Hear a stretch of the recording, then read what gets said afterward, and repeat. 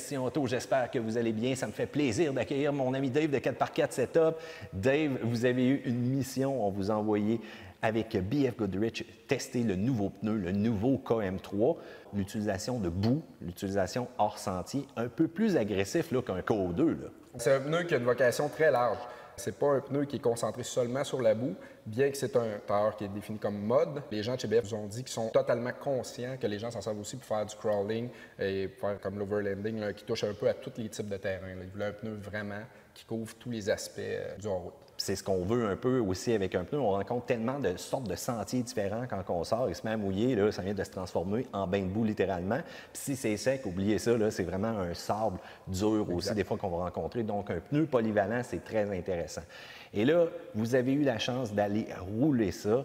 C'était très intéressant, mais avant de parler de l'expérience, je veux savoir les grandes caractéristiques, les grandes différences. C'est le fun, en plus, tu m'as amené un KM2, fait qu'on peut comparer. Là. Moi, je roule KM2 depuis des années, fait que c'est le fun. J'ai été à même de voir les différences. On a augmenté beaucoup ses capacités dans la boue. On a changé le thread un petit peu, l'alignement des encoches pour éliminer mieux la boue. La ligne qu'on a mis anti-succion qui sert à libérer un peu l'encoche de la boue a été grossie de beaucoup sur le KM3. Ça, c'est une des caractéristiques pour la boue qu'on a améliorée. Ça, ce que ça fait, ça permet tout simplement aux pneus de se vider pour être prêt à remordre puis vraiment à donner de la traction dans un endroit qui est très important. Puis on s'entend, les vitesses de rotation sont assez élevées habituellement parce qu'on a le pied au plancher. Exactement. Quand on fait de la boue, ça prend un bon momentum. C'est comme la clé, tout le monde sait ça.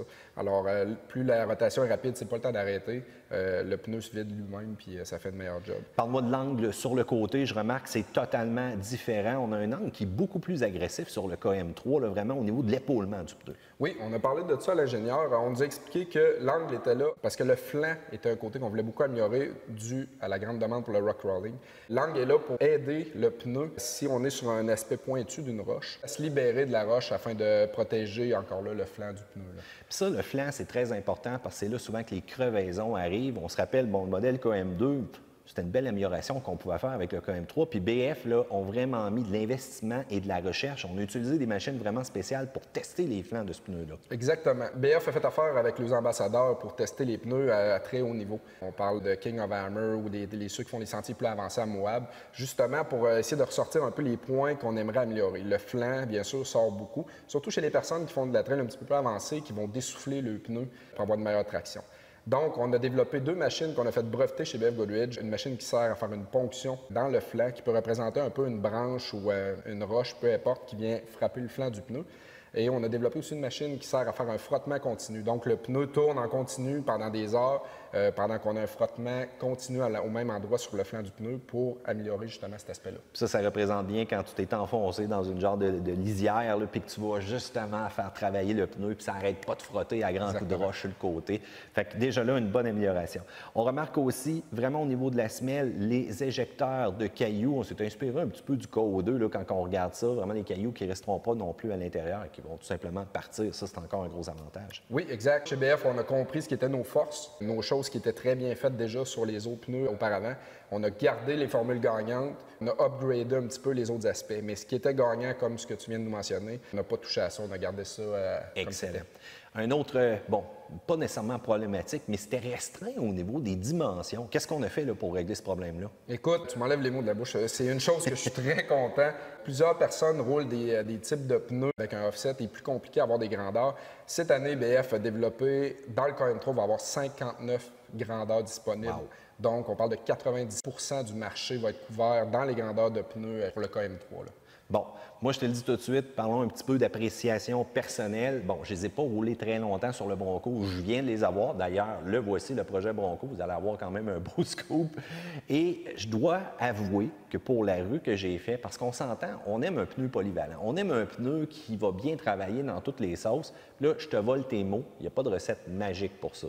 Mais j'ai été surpris du silence de ces pneus-là. Comment c'est pas nécessairement bruyant en conduite de tous les jours. Puis des pneus trop agressifs, trop bruyant quand tu fais 50-60% de route avec ton véhicule hors route, tu commences à le détester puis tu commences à trouver ça tannant des fois. Là. Oui, très bon point. Premièrement, on l'a testé comme un pneu polyvalent. OK? Il faut le tester pour ce que c'est. Il faut l'apprécier pour ce que c'est aussi. Je ne peux pas le comparer, exemple, à un IROC, mettons, qui est un pneu exclusif fait pour un type de tâche. On n'ira pas faire Québec-Montréal à 120 sur l'autoroute avec ça. Là. Non, ça ne mais sera pas confortable. Non, on s'entend, un high rock, c'est très agressif. Exactement. Puis, on s'entend que sur la route de tous les jours, là, non. Exactement.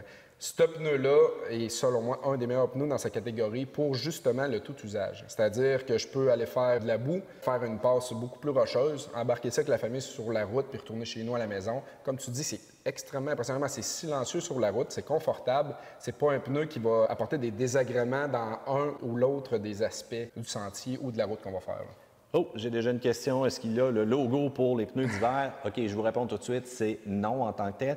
Parce qu'il ne faut pas oublier que des pneus parfaits dans toutes les sphères, ça n'existe pas. On aurait dû faire des compromis au niveau de la gomme, avoir une gomme qui nous offrait moins de mordant en conditions vraiment hors route. Il ne faut pas oublier qu'il faut garder une certaine flexibilité. Il faut garder une capacité d'absorption qui est impressionnante, surtout quand on utilise des pneus en conditions comme ça. C'est pas fait. Puis là, étirez-les pas, s'il vous plaît, là, quand on va arriver l'automne, c'est pas le temps. Vous allez devoir les changer assez rapidement. Puis ceux-là qui disent, bon, oui, ça marche quand même bien en neige. Oui, on a un dégagement, mais je vous dis tout de suite, sur la glace, vous allez le regretter solidement. Là. Exactement. C'est pas un pneu d'hiver. C'est pas parce qu'un pneu a un logo, sans parler d'aucune compagnie. Là. Moi, je dirais dépanné à la limite, mais c'est pas un pneu d'hiver. Ça ne sera jamais un pneu d'hiver. Dépanné, oui. Moi, je vous dirais étirer de quelques semaines les fameuses dates limites qu'on a vraiment là, pour le changement de pneu, que ce soit le printemps ou que ce soit l'automne. Moi, avec mon camion, oui, je roule avec un pneu all-terrain qui est homologué. J'aime bien étirer un peu, ça permet de passer le rush. Mais quand on tombe dans des grosses variations de température, je vous dis tout de suite, on oublie ça. C'est pas bien. Dave, je t'ai vu en action. Vraiment, là, du côté du terrain de jeu de BF Goodrich. J'aimerais que tu me parles de ton expérience derrière le volant. Qu'est-ce que tu as ressenti quand vous avez vu la côte de boîte là, de manière assez incroyable? Puis en passant, là, on avait les gars qui savaient comment ça marchait du hors-route là-dedans. Écoute, ça a super bien été. Premièrement, le matin avant de décoller, énormément de pluie. Il y a eu de la pluie pendant 2 jours avant les tests. On était probablement les 2 seuls très heureux de ça. Je suis pas un grand amateur de boue, mais lorsqu'on teste un pneu qui se dit mode, faut le tester avec les bons éléments. Ouais. Donc, on est parti, on a fait une partie sur la route. On avait des camions heavy duty, on avait des Ford, des Tacoma, 4 Rubicon, 2 Land Rover, dont un avec un Cummins à l'intérieur. La partie route, c'est très bien faite. Comme tu dis, c'est un pneu quand même silencieux, très bonne tenue de route pour ce que c'est. Ça valse pas en passant. Là, on n'a pas nécessairement de mouvement là, très lousse au niveau du volant quand on change pour un pneu comme ça. Puis ça cogne pas non plus trop dur quand on a des bosses. Là, on sent pas la suspension qui travaille parce que le pneu est beaucoup trop dur. Là. J'ai essayé d'autres pneus qui étaient vraiment destinés à la mine. C'était très bruyant. Oui, j'aurais confiance dans un sentier minier, mais sur la route comme ça, je trouve que c'est bien balancé. Encore une fois, très bon point. Oui, on a beaucoup apprécié cette partie-là, mais bien sûr, notre capacité est beaucoup plus côté hors route. Donc, on avait hâte de commencer les tests. Quand on est arrivé là, on a eu une petite formation offerte par BF, qui est quand même une bonne idée parce que beaucoup de journalistes ont moins d'expérience du côté hors route. BF, on va faire avec une compagnie du Vermont qui, eux, clé en main, avec guide fourni dans les véhicules, nous font un petit parcours avant de pratique, un peu pour initier les personnes au type de conduite en route. On baisse les pressions, on donne un peu quelques trucs, comment ça se passe. Mais là, Exact. vous autres, là, quand vous êtes arrivés dans la boîte, c'était quoi le sentiment de ce pneu-là? Bon, premièrement, très impressionné. Je suis obligé de dire qu'on a demandé des sentiers spéciaux un peu au guide pour sortir justement et aller le tester vraiment en profondeur dans la boue. Pas déçu du tout. Même très impressionné. Comme je dis, c'est un tailleur très multifonction. Que des bons mots. Écoute, le tailleur se vide très bien. La traction vient toujours. On le laisse travailler. Beaucoup d'RPM, on garde un bon momentum. Le pneu travaille de lui-même. Les encoches se vident, puis il va chercher tout de suite à mordre dans le fond. On avait des bons véhicules, on avait des Rubicon, certains véhicules en 37.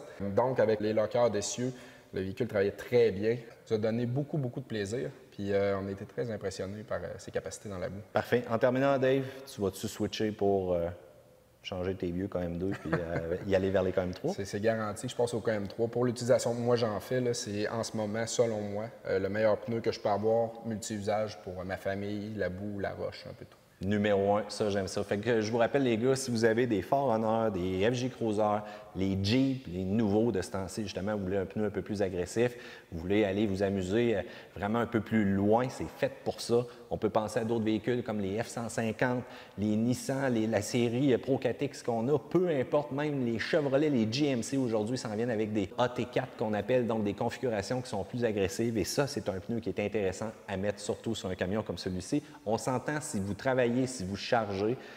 Là, c'est une autre chose. Prenez un pneu de travail, mais si vous voulez vous amuser en aventure, pensez à celui-là. Dave, merci beaucoup. On se rejoint sur 4x4 Setup si on veut te parler, justement. Yes, l'article écrit va être sur 4x4setup.com, sur le magazine, puis yes. N'oubliez pas le groupe Facebook non plus. Là. Non, le groupe Et qu'il y a Facebook. du monde là-dedans. Manquez pas ça. Si vous êtes amateur de route, allez voir Dave.